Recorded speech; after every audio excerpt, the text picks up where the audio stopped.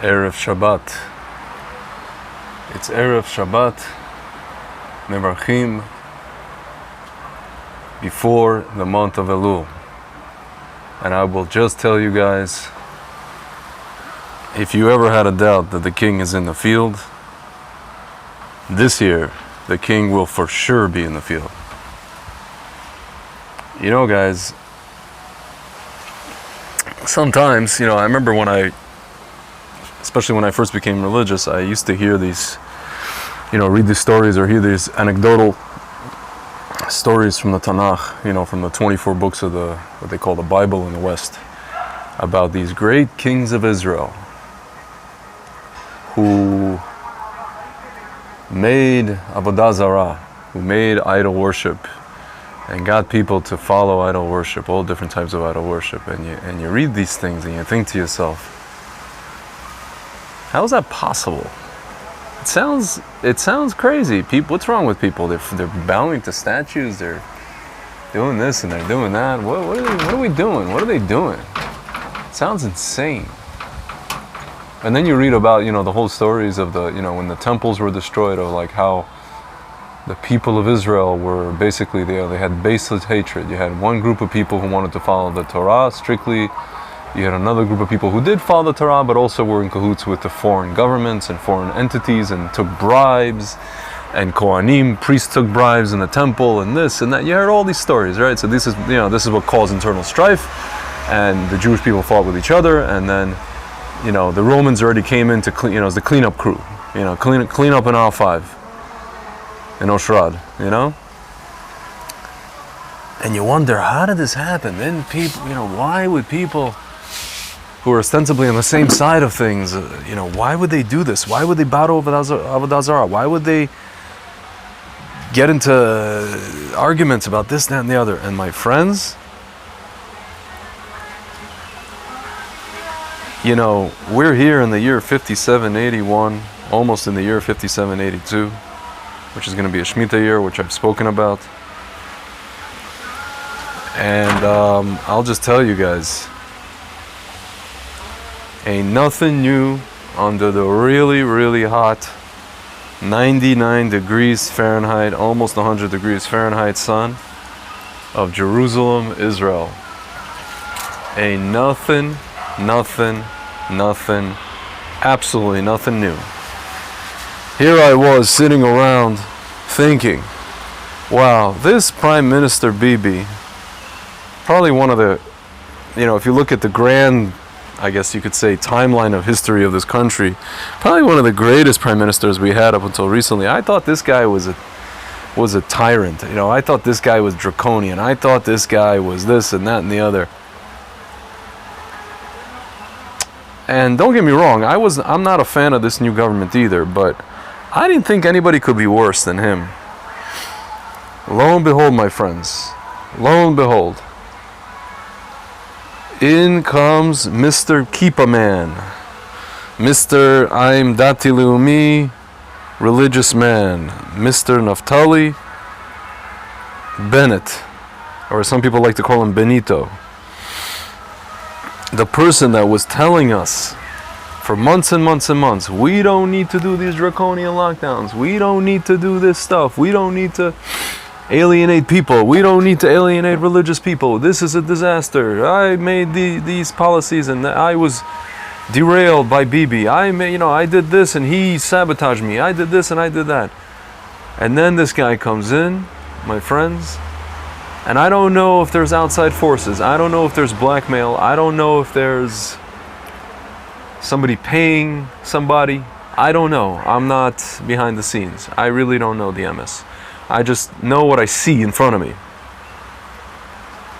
This guy comes out today and he comes to what are called the influencers, the social media influencers of Israel, the young people, the people who are basically 21 and under, these Israeli social media influencers, because we have those two here in Israel, because we're basically trying to copy America, the sheker, the BS world of America, social media influencers. And he comes to them and he brings them to the offices of Facebook Israel, the same Facebook who censor people, who lie to people, and he says, guys, I don't know what you're going to do. He says to these influencers, I don't know what you're going to do for the, as a career going forward, because they're all like 18 years old, 19 years old, 20. Some of them are in college. I don't know what you're going to do, but I can tell you that as a man of faith, obviously this is translated from Hebrew, as a man of faith, I just want to tell you that you have a big place in heaven. I guess, I don't know what he was in Hebrew, because this is translated from Hebrew. This was in English. Pretty sure he probably said Olam Haba. You have a place in the world to come for saving so many lives, for getting young people who don't even need to vaccinate to go and vaccinate. He said this to people who don't give a damn about the Torah, who are secular, if not anti-religious at best, who crap on Haredim every single day, who look down on religious people. And he said to them, you guys see this tiny little kippah on my head, the size of a coin, the size of a penny, the size of a 1 shekel coin, which is like, I don't know, this size right here, the size of this. Hey, one sec, guys. This right here. This is how big. Okay? You see this?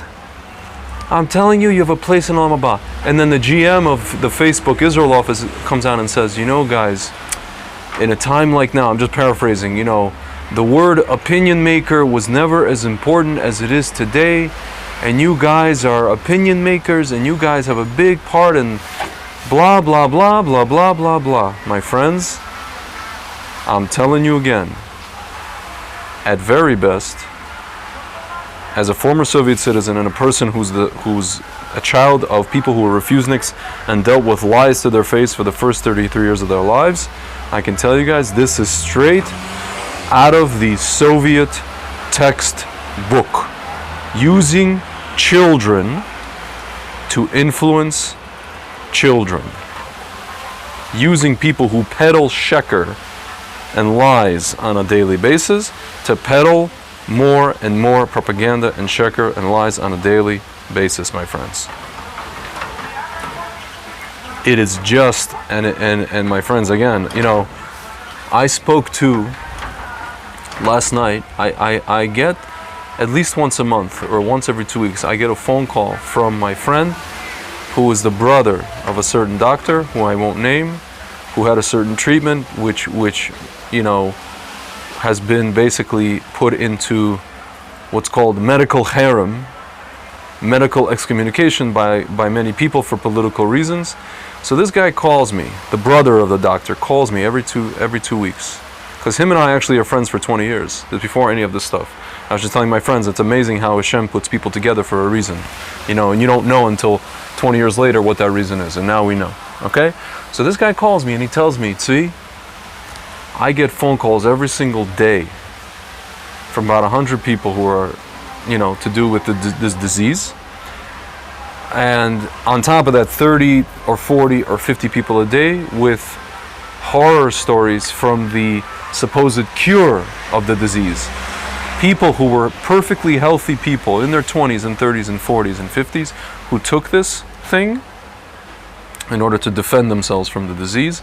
People who had no comorbidities, I'm sorry, I get tongue-tied when I say that, comorbidities, people who had no pre-existing conditions, who now have serious issues, whether it's with their heart, whether it's with other things, and other people who are relatives of people who passed away. My friends, and this guy told me, he's also a religious guy, and he told me the same thing. He's like, Tzvi, I never understood how they could have this silly avodah zarah with like statues coming alive and spirits and demons and all these kind of things. How people can be wooed by these things, even in the times of everybody supposedly religious, and the great kings who were religious, and we had the temple, and this and that and the other. My friends, look no further than the year 5781, almost 5782. We're coming up on Elul, and ain't nothing new under the 99 degrees Fahrenheit sun of Jerusalem, my friends. Ain't nothing new. And now we have this king, supposed king. He is using the religion that is hated by the people that he's talking to, or he's using the Torah that he's hated, and the very ideas and concepts that is despised by the people that he's talking to. And not only that, he's vilifying many of the people who are refusing to take this, many of the people who have recovered from the disease, or whatever it is, or whatever reasons they have, due to what's called personal autonomy and freedom. He is vilifying 1 million people. Many of them are actually religious, and then he's going and he's using religion, which is hated by the people that he's using, in order to brainwash the youth of this country. And if you read the text of what I read, which was translated to English, my friends, this is screaming. It's screaming Soviet Union propaganda, screaming like in your face. Like I'm reading this, and I'm just like, this is straight out of the book. And the same thing with this guy of, the head of the office here in Israel of Facebook. These are the same people who censor and lie and don't take down content that says death to Israel and says that this does not violate standards, and the same YouTube who say that doesn't violate standards, and then the same people who say anything that goes against the narrative is misinformation. My friends, again, I thought that the guy we had before was lost his marbles. This guy takes the cake. I got to tell you, this guy really takes the cake. I mean, what's funny? I sensed there was something off about the guy when I saw him live a few years ago. Something's off about the guy. I don't know. I can't place what it is, and now I realize. And I feel like I almost want to give the guy the benefit of the doubt, because maybe somebody's bribing him or blackmailing him or putting a gun to his head. I just don't know. Maybe somebody threatened him with collapsing the government. I don't know what it is. But this is the same guy who was saying, we don't need these lockdowns, we don't need this, we don't need that. We can do this in a nuanced way. We can do this in a calculated way. Now he's saying and the funny part is, guys, the head of the treasury of this country came out and said, this is going to be very bad. We shouldn't be doing this, because we can't even guarantee that if we lock this place down for about a month, we can't guarantee that we're going to pay people who are unemployed for a month what's called halat. We're not going to pay them the unemployment. We were not going to be able to do the same thing we did last year. He's saying that. He's saying we're going to bankrupt ourselves. It's going to be a big problem. And now all these people are saying, well, and even Bennett, it's the fault of these 1 million people who don't want to participate in this civic duty. My friends, this concept of civic duty is a Western concept. It has absolutely nothing to do with the Torah. Absolutely nothing. Zero. It's a Western application for people who have their minds in the galut, in the exile, in order to brainwash people to do what they want them to do. What is it? For the greater good, my friends. I'm telling you, as a former Soviet citizen, pass the barf bag to the left-hand side. Okay? Pass the barf bag. And honestly, if you guys ever wondered, you read the Tanakh and you think it's all stories and fairy tales, and how could this happen, and how could this be, and how could these people have a machloket about the temple, and the arguments about the internal fighting, and then all these things, my friends. It's 2,000 years, 2,500 years, 3,000 years later. Ain't nothing new. Under the very hot 99 degrees Fahrenheit Jerusalem sun. And with that, Shabbat Shalom and Chodesh Tov. Just daven, baby. Just daven.